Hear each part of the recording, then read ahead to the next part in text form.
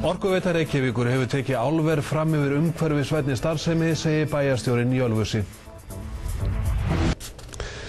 Bæjarstjórinn í Ölfusi segir Orkuveitu Reykjavíkur hafa tekið álver fram yfir fyrirtæki sem framleiðir efni til að vinna orku úr sólinni með því að hafna Biturvirkjun en samþykkja Hverahlíðarvirkjun.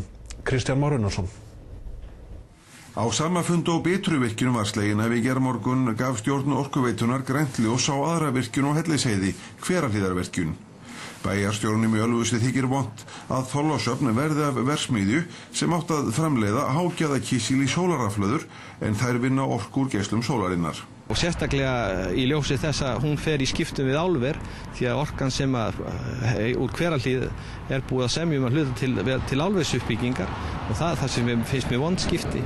Bæjarstjórinn setur einnig spurningamerki við þau megin rök að verja þurfi Biturusvæðið vegna hagsmuna ferðaþjónustu og útivistar. Ég er mikill útivistarmaður og við hérna í Ölfusinu pössum vel upp á náttúruna og höfum unnið þetta skipulag, þessar breytingar á þessu skipulagi og með Orkuveituna og þetta hefur verið staðið mjög faglega að þessu.